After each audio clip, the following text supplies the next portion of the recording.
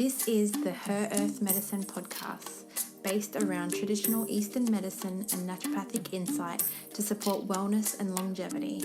My name is Sandy Ross, and I am a naturopath and practitioner of traditional Chinese medicine. Thank you for tuning in, and I hope you enjoy this episode. Today on the podcast, I bring back once again David Hartmann. David has been an acupuncturist for more than 20 years. David has a master's degree in acupuncture and has been a college lecturer for over 15 years here in Australia. David has taught workshops worldwide, all throughout Australia, New Zealand, and in Europe.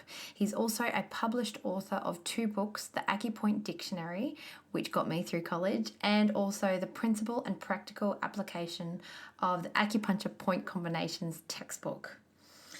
David is a wealth of knowledge when it comes to emotional-based conditions, so today I bring him back on to talk about the 8 extraordinary channels. If you like this conversation, please check out our previous episode where I interviewed David on his top 10 acupuncture point combinations. Let's dive in and talk the 8 extras with David Hartmann. Welcome to the Her Earth Medicine podcast. Once again, David Hartmann. Hello, thank you, Sandy. Thanks for joining us again, David. We got a lot out of your last episode, so I'm really happy to have you back on. And today we're going to be talking about the 8 extras, which is really interesting to discuss. I think a lot of students learn about the 8 extras and maybe they dabble with them in clinic, but you've got a great depth of knowledge, so I'm really excited to chat about them. So maybe before we get started, just recap us on yourself and how you became a acupuncturist and to where you are today. Sure, thanks, Sandy. I started studying acupuncture when I was 19. It's similar to you in that we got into it fairly early in our lives, which is very unusual. Loved it, did great at it, which is funny because I was so bad at school, got terrible grades and didn't enjoy it. But the acupuncture course, just something about it had me knowing I was in the right place. And since then, that was 1993, I started studying. So I've been basically treating patients since 1994 from student clinic onwards. Within the last sort of 15 years, I've gotten a lot more interested in treating emotion-based conditions, and I found that the 8 extraordinary vessels is something that's in my toolkit for that. But very interestingly, I guess, as an aside, when I was studying acupuncture, we had a teacher that said that the 8 extras were terrible. He taught the subject, and he told us that the 8 extras didn't work. They were useless. He didn't believe in them. He assessed us on the 8 extras and basically, I think, convinced all of us that they were useless and didn't work. So I basically graduated and ignored the 8 extras for probably 10 years. And then they fell back in my lap again, and I looked back into it and I went, I don't know if I agree with that, and did my own research and have found them to be quite extraordinary, hence the name. But other than that, currently I'm treating patients. I'm writing online workshops, live workshops when we're live again. And I'm the module leader for the Northern College of Acupuncture in York in England. It's a master's degree. So I look after the Chinese classics subject, which is an online master's degree. So that's kind of cool. So I hope that answered your question. Yep, definitely. Great. So, I'd love to chat more and hear about that course, but I'll come back to that. Let's dive into the 8 extras. So tell us about them. What's the history of the 8 extras and what do they actually mean? Okay, so the 8 extraordinary vessels in Chinese is Qi Jing Ba Mai, which translates essentially as the 8 extraordinary vessels. So Qi is extraordinary, Jing is vessel or channel, Ba is 8, and Mai is more like a vessel or a tube that fills and empties, which is different to, I guess, normal descriptions of the main channels. The main channels sort of move Qi and blood and body fluid and Jing through them constantly, almost like highways where cars are running 24/7. The 8 extraordinary vessels store excess vital substances. So they store excess qi, excess jing, excess fluid, excess blood. And so they can store it, so fill up, and then they can empty, which isn't emptying completely, but is taking what they have in them and throwing it back into the body to give you a burst of some of those substances. So that's what my MAI actually means. It's like a tube that fills, stores, distributes, empties. It can close off. So the 8 extras can hold the substances and not give it out, which can happen both as a positive and a negative. People that say have chronic fatigue syndrome would be crying out for their 8 extras to give them that stored energy, but the body won't do it because it's core level energy at that point. And if you're not careful, you'll become even more fatigued. So if you were to force the energy out into the body, theoretically, someone with chronic fatigue would feel wonderful for a couple of days, but then they'd be absolutely smashed. They'd be so exhausted afterwards because you're using up what your body needs. So the 8 extras kind of close off when they feel like you're not giving the body enough to survive on a day-to-day level. So essentially, I guess you eat, you drink, it produces a certain amount of vital substances that your body uses throughout the day. Hopefully there's some left over. The 8 extras store it and go, well, we'll give that back to you down the track. But, obviously, if we don't eat or drink enough, then we don't produce enough for the body, and that's where we end up with issues. So that's what the 8 extras are defined as. What was that answering the question, or was there another part to that? Yeah. So, I mean, do you want to tell us what they actually are? What are the channels? Yep, so there's 8 of them. They travel around the body. They're deeper than all of the other pathways that we have in Chinese medicine. So there isn't just the 12 main pathways of which we put needles in the body into. Like, say, the lung channel, for example. There's 11 points on the channel. You can needle the channel on the points, on the channel that isn't quite on the points, and it will activate that particular channel. The 8 extras are deeper. And so they're considered to be the deepest channels we have. They're produced or made almost at our conception. So when we're at the point of our conception, we get our mum and dad's energy and our ancestral energy. And it creates this little ball of energy, which is called the dantian. And from that, as we grow out from that, the 8 extras expand out from that space. So the exciting prospect of that is that we can get to core level genetic energies, diseases, disorders, because that's where they start. As we grow into ourselves, that dantian tends to sit between the kidneys, in behind the belly button or slightly below, and that's where the 8 extras start. So, as I said, deepest level energy. So if you want to treat a genetic disorder, the 8 extras are what you would target, but we'll talk about that a bit later.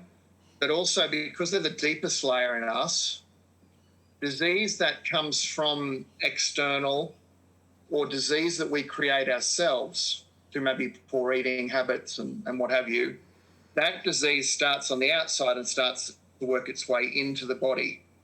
So if you want to get under that, the 8 extras get under it and start to push it back out to the surface so that you process and deal with it. So it creates a healing from the inside out, because there is no deeper level than the 8 extras. But otherwise, they travel around the body. They're not everywhere, but they spread their energy everywhere. That's a great explanation. I've always thought about the 8 extras as a part of our genetic material and sort of in that DNA or epigenetic expression ability. I think I've used them most with like chronic Jing stuff, fertility associations and stuff like that, because I'm thinking of that DNA.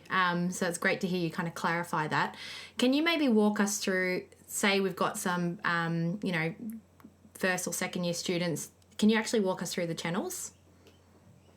Yeah, so we have the renmai or conception vessel. It's got a number of different names. It runs up the midline on the front of the body.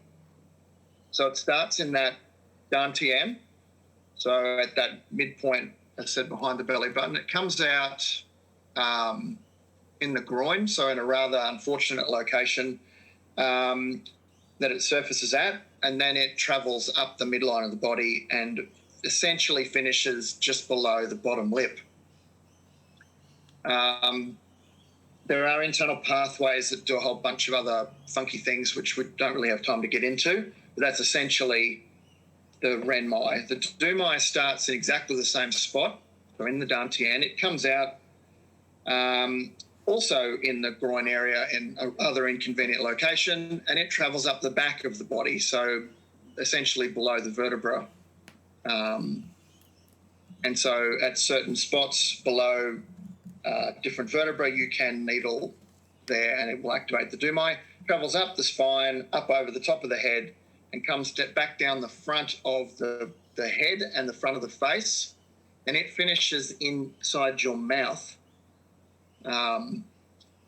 If you put your tongue up into your mouth behind the top gum, you'll feel a little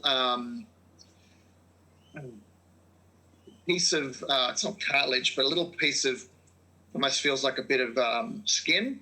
That's where the dumai actually finishes. Oh. So again, not the best spot to be sticking a needle, I get that.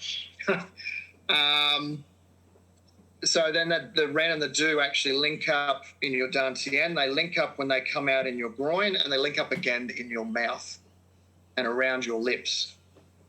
So there's this kind of circuit that's happening there. But they both start and travel in the same direction, which is up the body. You have the daimai, which is translated as girdle or belt vessel. It basically travels across you. It's the only channel of the 8 extras and even the main channels that travels across you. And so it travels essentially from the front to the back. It cuts through your dantian, so it has another link to the ren and the du through that process.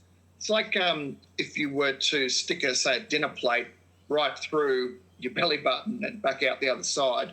It's kind of how the daimai sits, except it's stepped. So it's not completely straight. But because it runs front to back and across ways, it links every single other channel that we have in the body. So it makes it very, very powerful in regards to regulating energy up and down the body.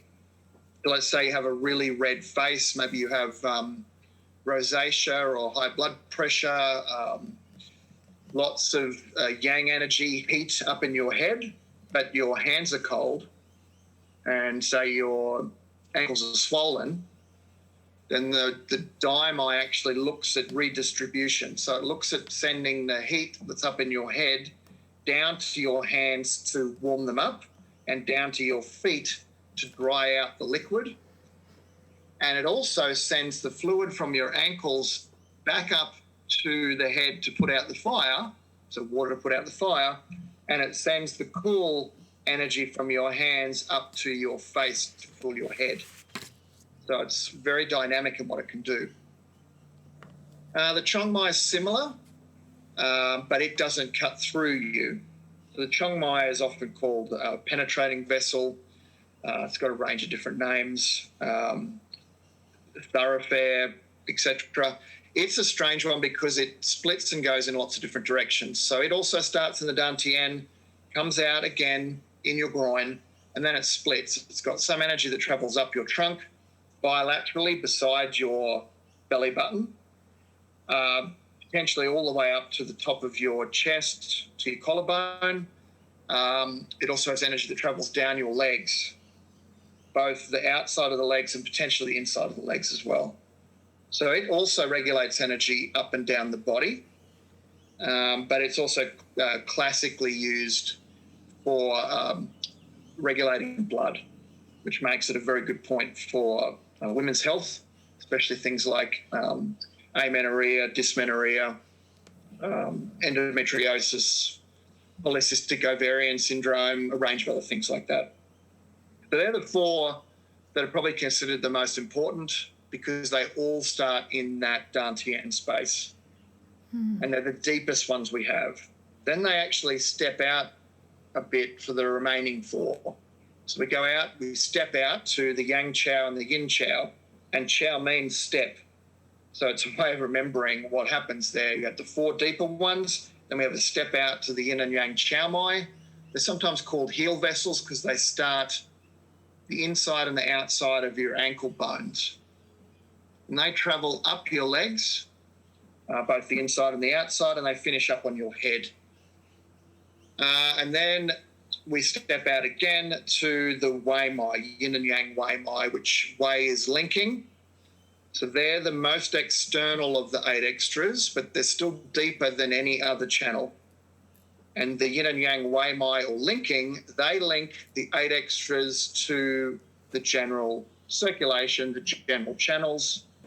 And so that's another way of remembering that they're the most external of the 8 extras because they link the 8 extras to the 12 main channels. And the Yin and Yang Wei Mai, they also start down on the inside and outside of the legs and travel also up to the head. And they regulate energy to and from the head and face, but they do a range of different things. But they're slightly less understood and used compared to the 4 deeper ones. Okay, so you actually gave us a little description on, I think, the Chong and the Dai Mai, just briefly then touching on the linking. What can you maybe elaborate a little bit more about the function and what we could use, say, the Ren and the Du Mai, and I think the Yang and the Yin Chao Mai? I'm not very good at pronouncing them. Just so we know, like, what's their purpose? What do we use them for? Yeah. So the Ren Mai is considered more of a yin-based vessel. So it is considered like a yin regulator. What does that mean? Some people might use it more for female patients, whereas the Du Mai is more yang-based, so you might use it more for male clients. Lots of males and female clients, though, aren't exclusively yin or yang.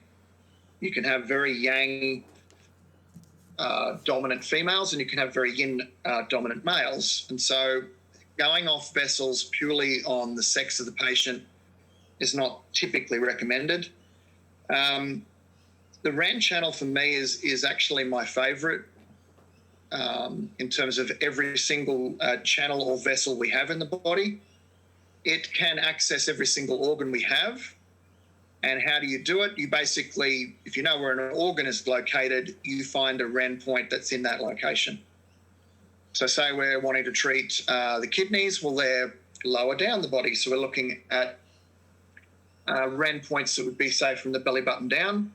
If we're wanting to treat, say, liver, gallbladder, stomach, spleen, we're looking at using Ren points that would be from the belly button to the bottom of the ribs. If we're wanting to treat the heart or the lungs, we would be on the chest somewhere. So the Ren Mai can basically regulate every organ we have, and the power generated through that vessel. I've yet to find a channel or a vessel that works better than that one. So when asked, which I typically am when I go to conferences and do workshops, they'll say, David, what's your favourite channel? I will say the Ren Mai because of that ability to regulate the organs, which by regulating the organs means essentially the rest of the body gets regulated if it can, because all the organs have jobs in the body, as most of you would know. And so you regulate the organ and it will then help to get those jobs of that organ functioning. If it's, say, low functioning, improve it. If it's excessively working too hard, help to tone it back, relax it down, settle it, sedate it, that sort of thing. The Du Mai also regulates all of the organs. It's a little bit more difficult and often scares practitioners that haven't had the experience of treating the Du, because you do stick a needle between vertebrae. And so that sometimes freaks out students in regards to, oh my God, I'm going to needle into their spine, or I'm going to needle into nerves or something that'll paralyze them or whatever. It's completely safe. You've really got to go a very long way before you hit anything you shouldn't hit. But if you don't have experience with the Dumai, typically you just don't treat it. But again, it's very good. Giovanni, when he was alive, he did a book on channels, which included a section on the 8 extras, and he also did a book on psych. And he was a massive fan of the Dumai to regulate pretty much any emotion we have. And so at various points along the Dumai, he would say, this one's really good for mania, or this one's really good for bipolar, or this one's really good for depression. And again, it was typically based on organ relationships with the emotions. So if it was, say, kidneys and phobias and that type of thing, then you'd be looking at the Dumai lower down spine, say in the lumbar vertebra. That would regulate the kidneys, which would help to regulate the emotions attached to that. And the Dumai goes up over your head too, so it treats your Shen, your spirit, your brain, which encompasses all of your emotions as well. What have I missed? The Yang and Yin Chao, I think. So the Daimai and the Chongmai, I think I kind of sort of talked about. The Chongmai typically, as I said, is very good for regulating the menstrual cycle, but it's good for blood-based things in general. Talked about the Daimai regulating energy above and below itself because it cuts through your body. The Chaomai and the Weimai tend to have a slightly faster effect because they're a little bit more external than the other 4. So the power they can generate will work on the patient's health a little bit more quickly. They're also, the Chow and the Weimai, this is kind of more really the last sort of 20-odd years where authors are using their clinical experience to talk about the 8 extras, and they're finding the Chow and the Weimai are really good for patients that have self-esteem issues. Maybe they're having problems accepting compliments. There's this thing called a heart shield, which we might get into in a future podcast. It's also called the pericardium, or Xinbao, Xinbao. Xin means heart and Bao means embrace, hug, cuddle, that type of thing. So it's the Xinbao, or heart's embrace, or pericardium or heart shield. It wraps around your heart physically, but spiritually or Shen-based, it also wraps around you in your aura. Some people call it a biofield. So it kind of sits off your body a smidge. And how that works is it acts like a shield, but not one that repels everything, like a sieve. Maybe it's better off being called a heart sieve. You picture like when you next cook rice. What do you do after you've cooked it in the microwave or on the stove? You drain it, don't you? So when you drain it through your sieve, the water leaks out, but the rice stays in the sieve. And that's how your Xinbao, or heart's embrace, works. It's like a sieve, so it allows external compliments, external ideas to penetrate into your heart, so your heart accepts that and feels joy, contentment, harmony, feels at peace.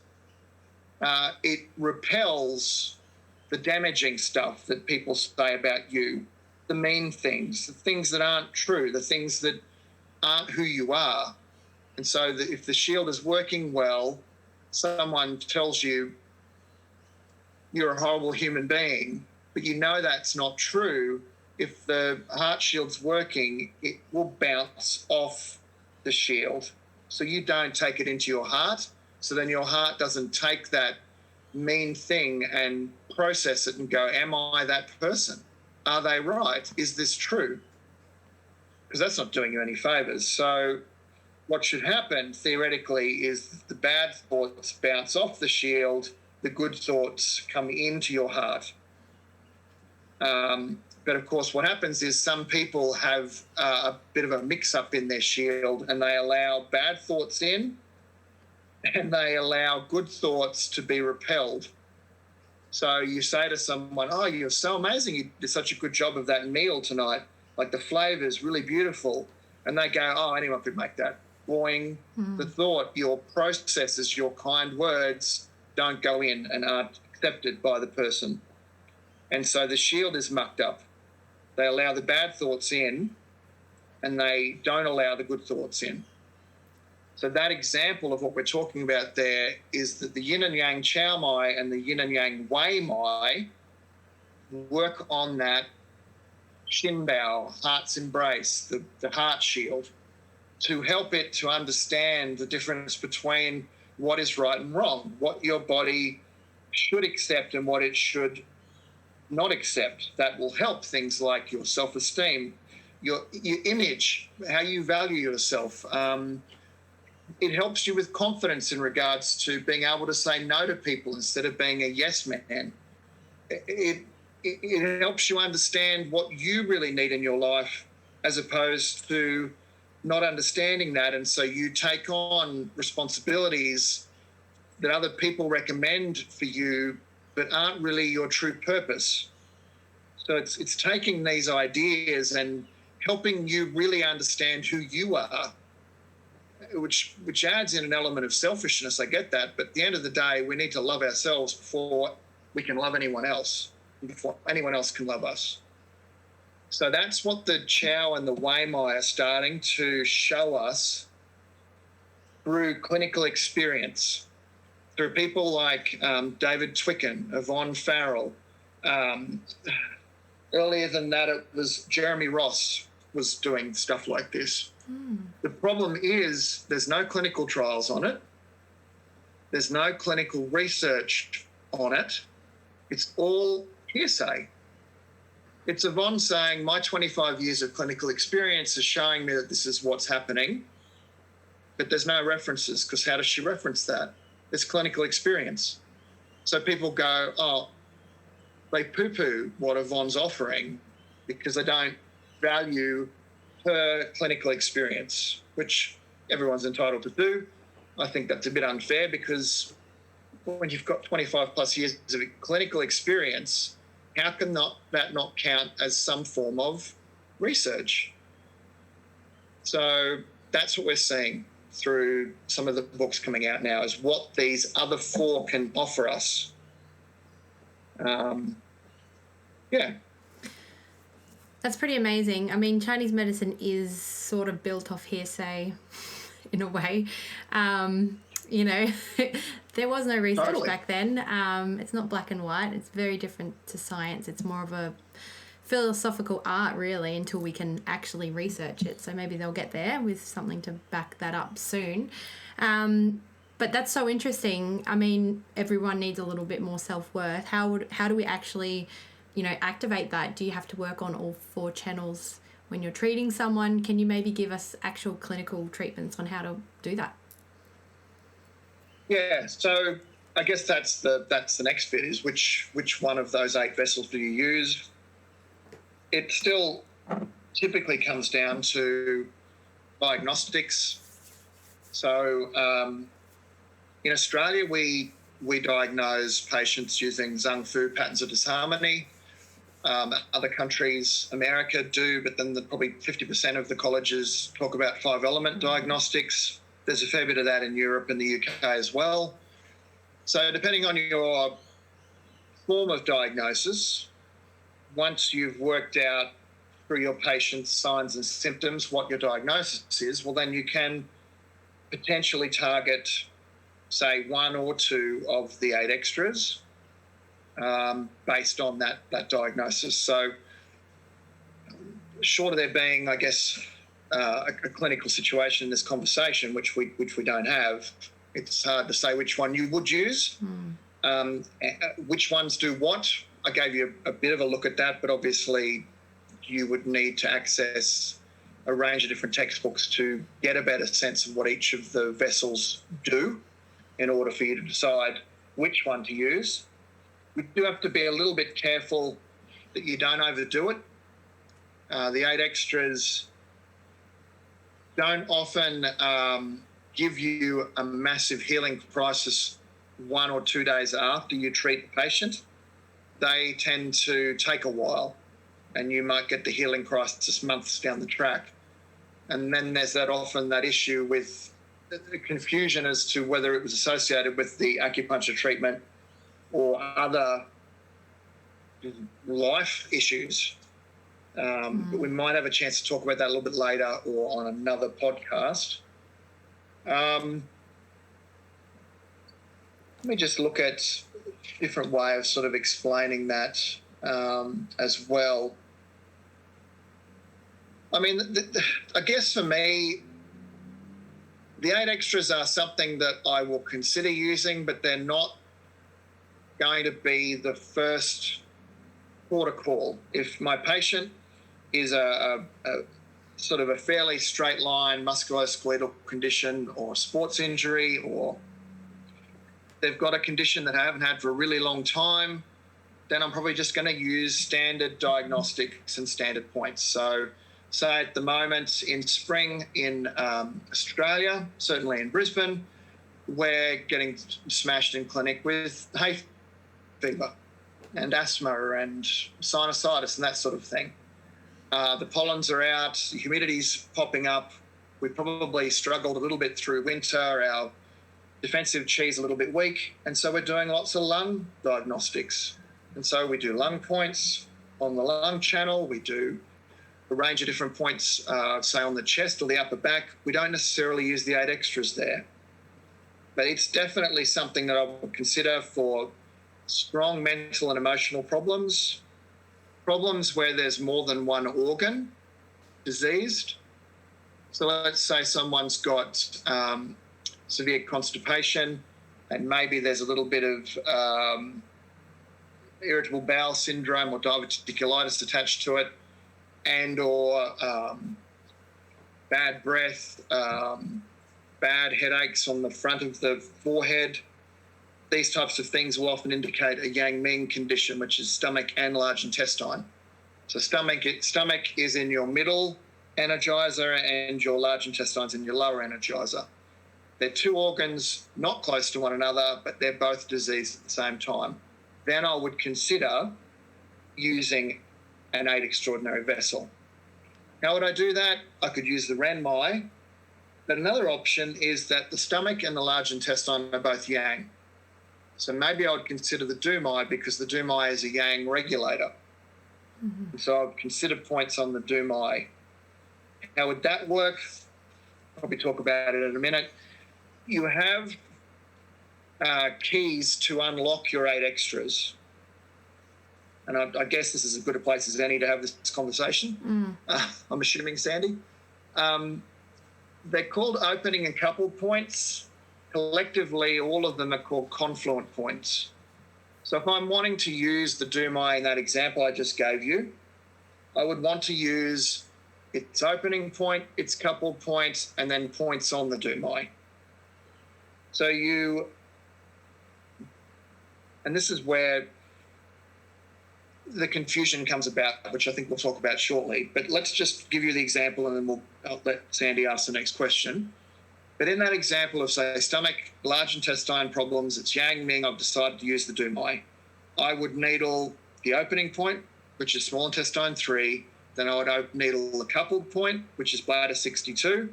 And then I would choose points on the Dumai, typically over the stomach and over the large intestine. So there's a range of different dew points that you could use there. And then my diagnosis was stomach and large intestine, so I might do some stomach channel points and some large intestine channel points.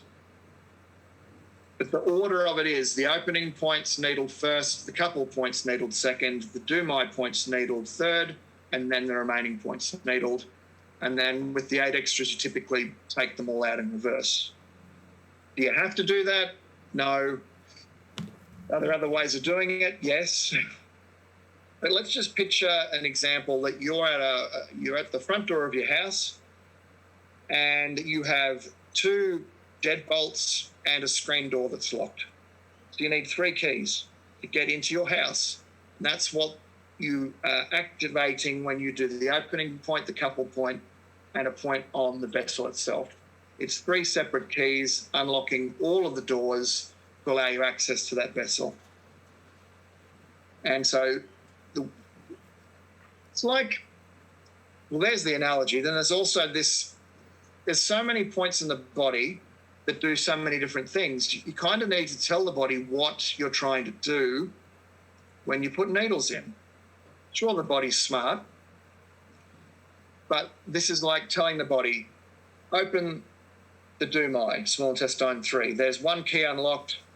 Small intestine 3, you're going to treat the Dumai today. Then you use bladder 62. There's the 2nd key in the 2nd lock, telling the body again, we're activating the Dumai today. And then you do some points on the Dumai. That's your 3rd key, unlocking the door, telling the body we're activating the Dumai today. Rather than small intestine 3 on its own being like, what am I using? What is this being used in the body for today? Because it treats neck pain, it treats headaches, it treats the small intestine, it regulates urinary dysfunction. It does so many things. So how does the body know what to use that point for? So that's what we do it for. Use the opening point, couple point, points on the vessel. Yeah. That was actually going to be my question, so you just answered it all. I was going to ask the opening and coupling points and the direction of needling, so that's perfect. What about depth? Because they are a deeper channel. Is there something to the depth that we have to consider with these channels? When I studied, we were very traditional Chinese needling back in that early to mid-90s. So thicker needles, deeper needling, strong stimulation of the needle. Do you feel it? Yep. Do you really feel it? Yep. Okay, now we stop. Or you feel it as the practitioner, the needle starting to get grabbed and being harder to move in and out. That was what we did when I went through. So that's the way I treated patients for probably a decade. And it hurts some people. But for hundreds of years, there's been this other way of treating, which is more, I guess, what they'd call Japanese style.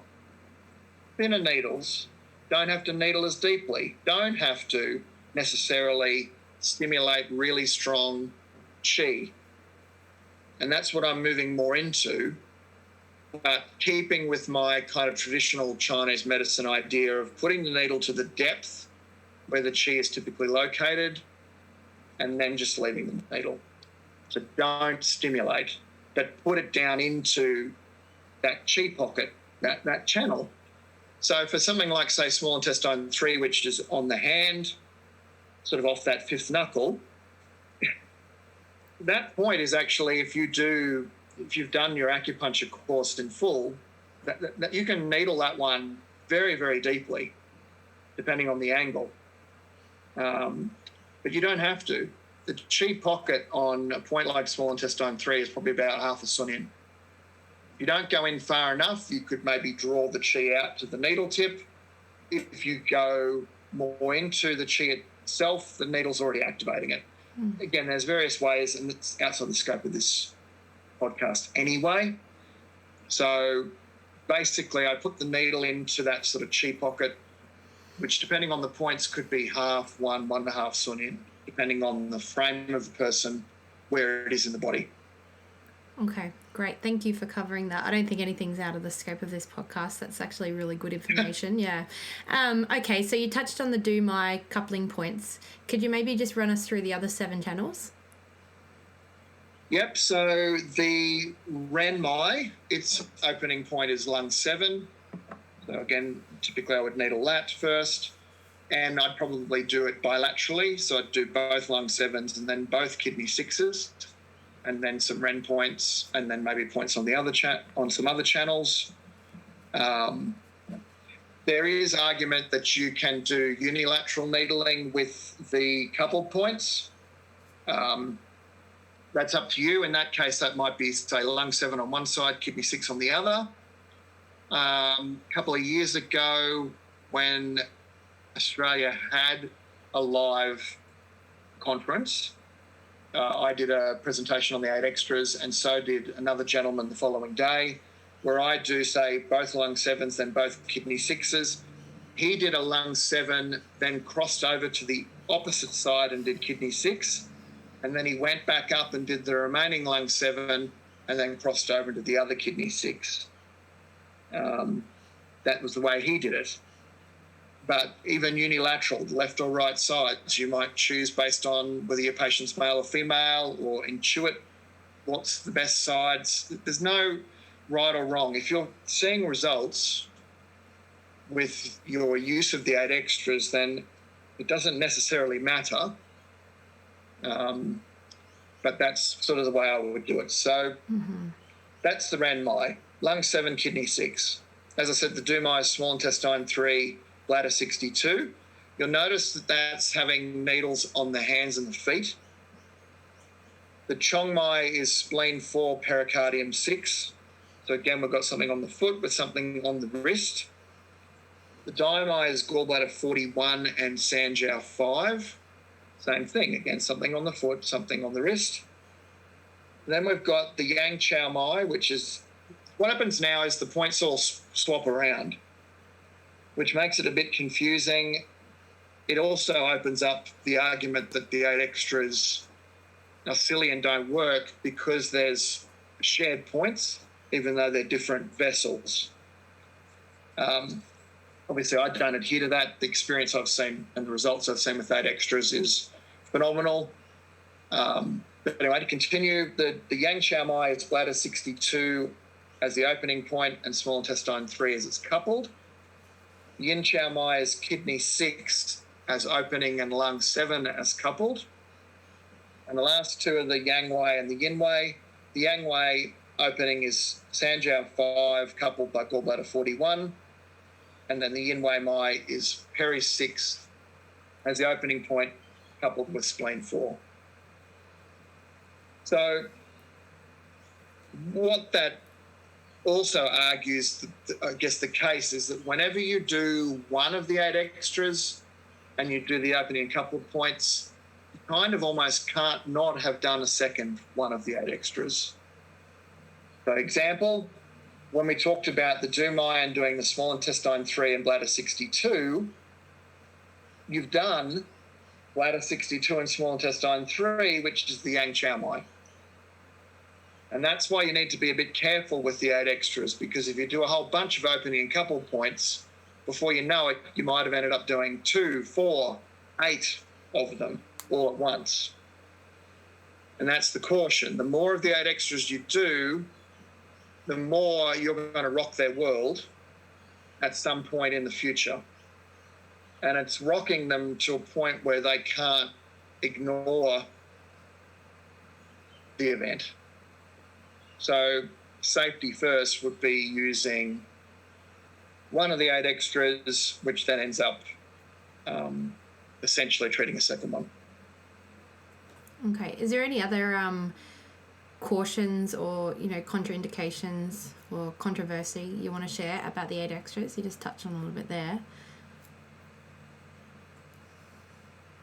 The controversy is around their value. If you are someone that abides by classics and pre-modern text, so essentially any book ever written before, say, 1950, when traditional Chinese medicine was essentially created by the Communist Party in China. So anything before 1950 are typically pre-modern texts or classical texts. So we're talking about things like Yellow Emperor Classic, Classic of Difficulties, all these sorts of ones. So if you're someone that adheres to more that sort of ancient approach, more the classical approach, there isn't a lot on the 8 extras. And because of the fact that there's not a lot on it, then you might say it doesn't work because the classics don't really have a lot on them. There's not a lot of pre-modern texts on it. Really, if you want a lot on 8 extras, you've got to go to the last 15 years. And we've had a whole bunch of 8 extras books come out in the last 10 to 20 years. If you are research-driven in the way that you structure your clinic, there isn't a lot on the 8 extras again. And so you might go, oh, they don't work because where's the clinical trials? Where's that proof? Where's the proof that small intestine 3 and bladder 62 open the do-my so that my patient gets the benefits of that vessel? Show me the proof. Show me the hundreds of patients that have been treated using this method to treat a thing. And so you have that camp that probably don't really value that extras as well. So, which is a lot of the camps. And the third camp that I see is people that like the classics, use some of it, and also like the sort of clinical research. So in a lot of ways, there's not enough out there that you can say this is proof. It's lovely. Yvonne Farrell's got, a good book on the 8 extras, but it's not referenced, all based on clinical experience. We said that at the start of the podcast. Does that mean the book is stupid and you can argue that the 8 extras don't work?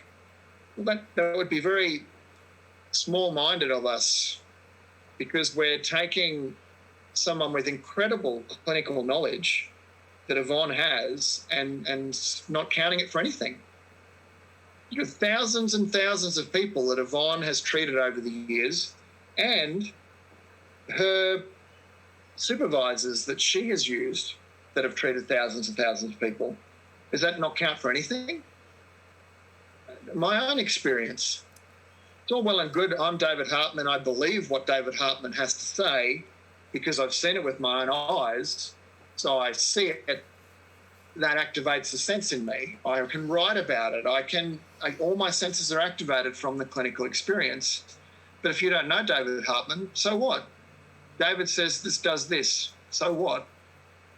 And this is the problem with 8 extras, is that lack of adequate proof or written content over the last 2,000 odd years.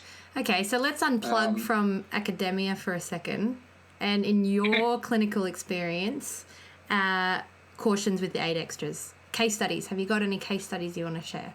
Because, going into genetic material in my perspective, is big. So I'm sure you've got some. Yeah, I guess then just there's so many examples. One this will take too long to explain, almost needs its own podcast.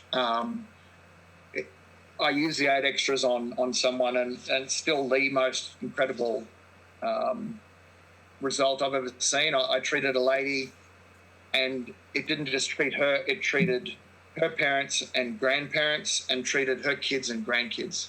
I treated one person, and it treated 5 generations in that family. So again, that could be for another time. Mind-blowing that one person can be treated and essentially you treat 5 generations. That's what the 8 extras is capable of.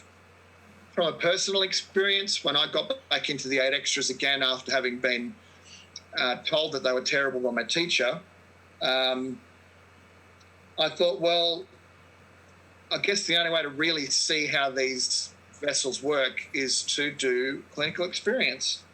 And I thought I better be careful, so I'll treat myself first. So I treated myself with the 8 extras. I started doing some of them. I'd read that they were really good for dynamic energy release. And so I experimented on myself, and I used to play very high-level sport, played for Australia in a World Cup. And what I did was experiment with myself about giving myself a huge release of energy before these big tournaments. Before I played for Queensland or whatever, I would I would do my training. So typically 12 weeks out of big tournaments, I would start getting fit, really healthy, and I would build my energy with acupuncture, build my vital substances, and then basically 24 hours before my first game, I opened up all of the 8 extras. It's sorry for laughing, but I still can't quite believe that I did that. But I'm glad I did, because it gave me a real good insight into what's capable. So it basically opened up all the 8 extras, which had been flooded with all my excess qi and blood and body fluid and jing that I'd been pumping into them for 12 weeks. They opened up. And so for 7 to 10 days, I was almost unstoppable. I had unlimited energy. I played my sport, didn't make mistakes, didn't need to have a substitution. I was on the ball, my brain was working, my body was not fatiguing as much. I was resting at night times, I was switching off and then waking up again supercharged. I seemed to recover from the fatigue, lactic acid build-up in muscles that wasn't happening as much. It was unbelievable. And as I said, for 7 to 10 days, I was like Superman. And then I ran out of energy. And as it happens typically with everyone I've ever treated, around 7 to 10 days, you go from Superman to nothing. You wake up one morning and picture like you've been swallowed up by your mattress and you're laying like a foot down inside your mattress, and you've got to try and claw your way out and function for the day. That's what happened. It took me a couple of days to get back to functioning again. So that was a really good experience to give myself, to show me what can happen. And very quickly, what I did not realise is that the 8 extras, because they are that deepest core level in you, that when you activate all of them, your body starts to go, what genetic material is David storing that is counterproductive to his better health? And so here's what happened to me. When I was born, I didn't want to come out. In fact, my right arm came out first, and to get me out, the doctors dislocated my right shoulder. They used forceps, suction cups to get me out. Almost died. They put me in a humidity crib immediately. I didn't get hugged by my mum. And then they threw in the measles and mumps vaccines, and I got measles straight away and started again. And as I recovered through life, I'd always been a real sickly child. And I was always having problems with my right shoulder. And playing sport and diving around on the football field everywhere, I kept getting this kind of acute shoulder discomfort, almost like an acute frozen shoulder, which would always happen no matter what I did. And the 8 extras stopped that. What happened is I dived, just gave a try in footy, and I landed really funny on my shoulder. Like I'd never landed on it that way before. And this was about 6 months after I'd done the 8 extras treatment on myself, where I'd opened up all of them. It was the next football tournament. And I got up, almost passed out, faced the wrong way. So they were still attacking, and I was facing the wrong direction. So they were coming at me to try and score. I was facing the wrong way. Then I fell over. They stopped the game. They called an ambulance, took me to the hospital. Thought I'd broken something. I was fine. I didn't have anything wrong with me physically. I was crying. I was releasing a lot of energy. And after that event, I've never, ever had any acute shoulder problems ever again. And I released that trauma of my birth story, which was all locked in my right shoulder from when it was dislocated at my birth, which was creating the trauma, but also the emotion attached to it. So I released that emotional trauma, as I said, after landing on my shoulder, by crying and laughing and all sorts of different emotions. And that's absolutely without doubt as a result of what the 8 extras did for me. And then that 6 months down the track, that release of energy, which has resulted, as I said, in me, releasing energy that my body didn't need anymore. And I hope I explained that well, but no, it's good. So many stories of that. Dozens and dozens of stories like that of people that are releasing trauma in their life that they either got themselves or created themselves or was genetically passed on as well. That's just one example.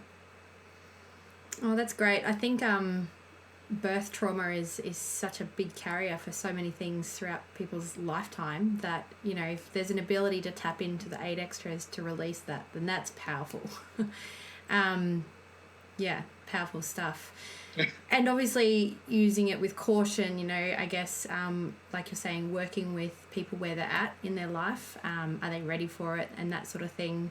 I guess having a trust connection with your patient, because if you go and do something and you haven't got that trust, you stir emotions up for them. I mean, it can be a big thing for people to have these healing experiences coming through acupuncture, especially if it's their first session or something like that too. Is there anything you want to touch on there with, I guess, maybe the communication between the practitioner and the patient before going into the 8 extras, maybe as a last question to wrap it up there? Sure. Yeah, and then that just leads into that cautionary kind of approach, I guess, which is a good way to wind up. As I said, I typically will look at treating through other means initially, and if I'm just not feeling like I'm getting the results, then I would consider the 8 extras. At that point, that's when we have the conversation. If a patient comes to me and I just, through that diagnosis, I just am convinced that the 8 extras are the way to go immediately, we have that conversation. It's just saying to them that they're very powerful. I don't do all 8 of them. I think I've done that maybe half a dozen times ever, apart from myself.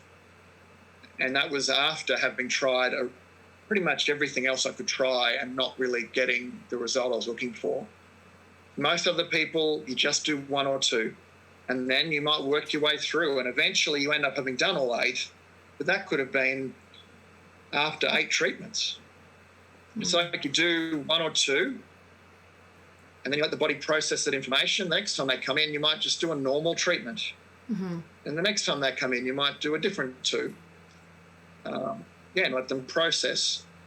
And that baby steps is important with the 8 extras because the release is less profound, but still really powerful in its own right. And that's all you just got to warn them about, is that there's going to be some release. And the thing about the 8 extras is when you're bringing something from deep in the body out to the surface to process it, the 8 extras don't go, oh, this is too much for the person to handle. We'll just give them a bit and then we'll just deal with this other stuff later on. It's out. It's coming out, and there is no way to stop it coming out. So there will be emotional release. There will be physical release. And again, if you've done it in baby steps, it'll be less surprising, less powerful, less intimidating, less overwhelming. The more you do, the more full on it is. And so that's just kind of that process of being careful with it, but knowing that they know what they're in for. It's our duty of care. It's part of our process of permission to treat, is that we talk to them about what you want to do, what might happen, and that approach, I guess. And so just to kind of one last question, regarding the treatment. I mean, you sort of mentioned then you might do a couple of the channels, then a normal treatment, then a couple more. Are you sort of tapping into all 8 channels over a duration of a treatment with most patients? Or, because for me personally, I've used, the Chong and the Ren and whatnot a lot with fertility and gynae stuff, do obviously. And then, rarely do I use those other channels. But is that something we should be considering, or do we go off the signs and symptoms of the patient? Oh, look, both would work. And using them based on what you know that they've been good for. So there's a lot more literature that's come out recently on the 8 extras that give you a different look at what each of them does. But definitely if I'm using them, it would be right now, I'm in my clinic, I will do 1, which, as I said, will have an effect on the second one because of those opening couple of points. So 1 is the primary. There's a second one that jumps in for the ride, and that's the treatment. There might be some points on channels that are not part of those 8 extras, but it's all part of the process of what I think is best for them that day. And then the next time they come in, there might be no 8 extra stuff done at all. And that might not ever be done again, or we might explore the same ones again or different ones. Again, there is effects that happen swiftly. The caution always comes down to that deeper stuff that they don't understand and we can't possibly comprehend as practitioners. We don't know what crap is down in their body that they need to release. So it will start to edge its way out. And as I said, just knowing that, what was the other thing I was going to say there? There was, the value is that your body doesn't want that anymore. It hasn't wanted it probably ever, but it's taking up space and it's not allowing things we do want in. So the 8 extras actually get rid of something that is no longer self-serving, allowing for opportunities and things to come in that are what we do need, what we do want, what's for our higher good. So the fact that the 8 extras can bring out this stuff we don't want to allow the better things in, if that's all I told someone, then there's excitement. Because of that, the possibility that we can help them with. But just knowing that thing they don't want anymore could be big.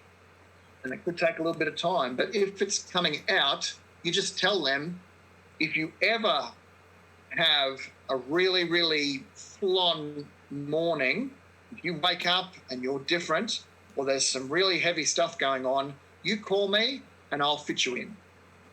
It doesn't matter if you've got a fully booked day, you fit them in somehow because they need you that day.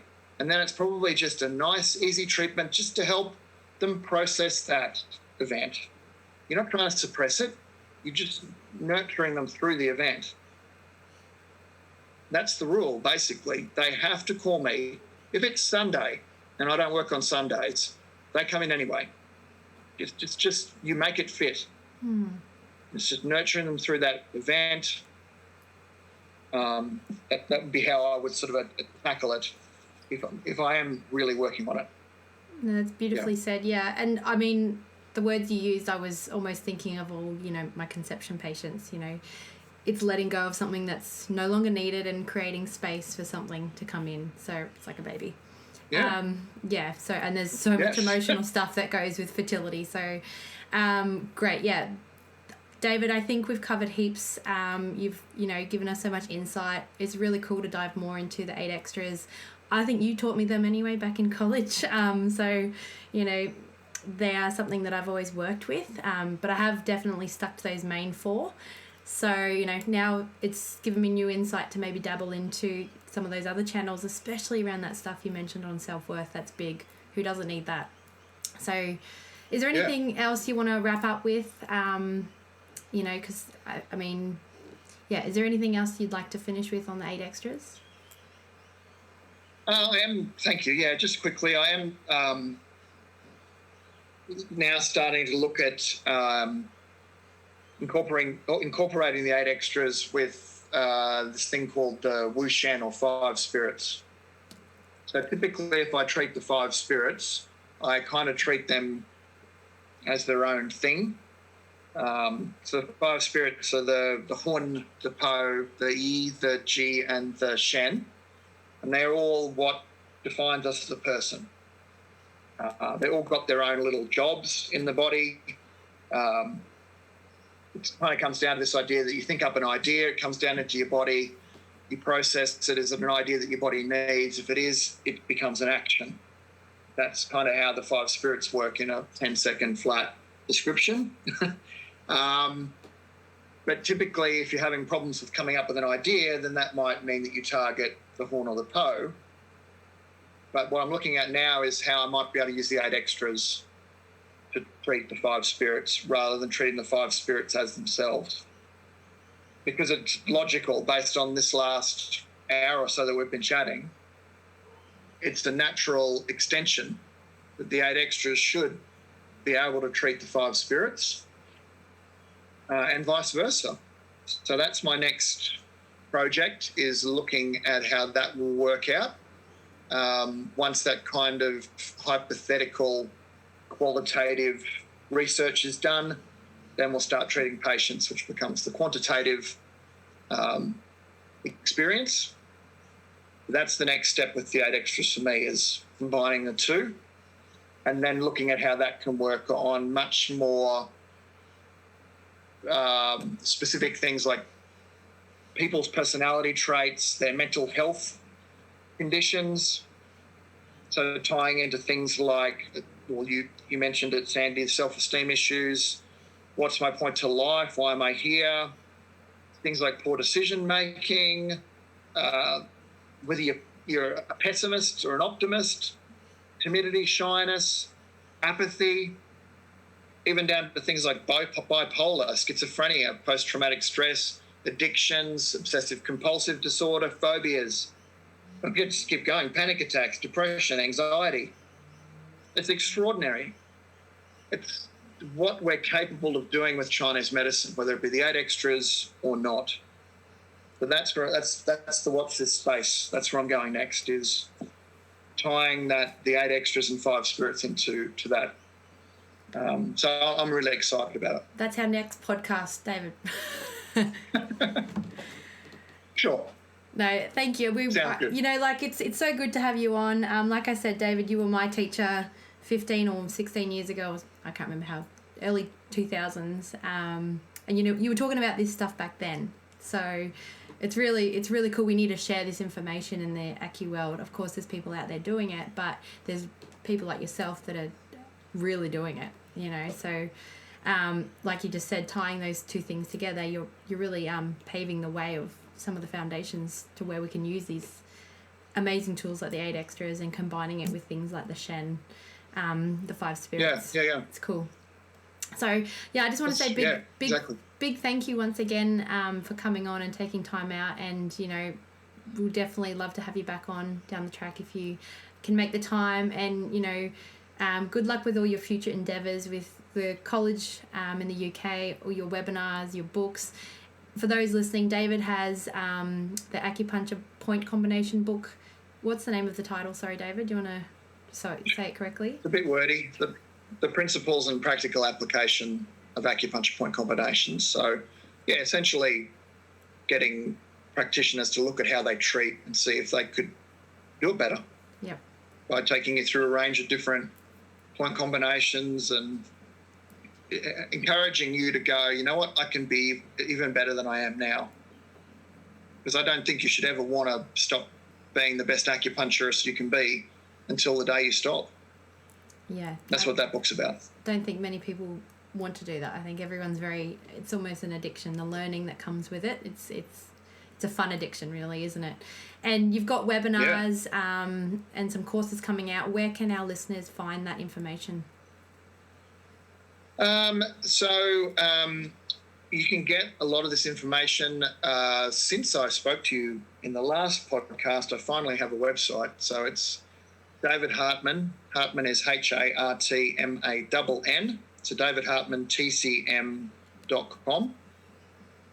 You'll be able to find some stuff on there where you can access all my different products. There's also a blog on there. I typically put something up every fortnight. That's all free. But otherwise, you can get it from Healthy Seminars, eLotus, TCM Academy, China Books, Singing Dragon, Elsevier. There's lots of places. But you can contact me through that website as well. There's a little pop-up where if you want to contact me, it sends an email straight to me. So if you've got any questions, please feel free to jump on there. Heaps of free content too, and stuff you can buy as well. All right, great. Thank you so much, David, once again for taking the time out and sharing your wisdom on the 8 extras. It's been really interesting to get that insight on these amazing channels and how we can use them more. So thank you.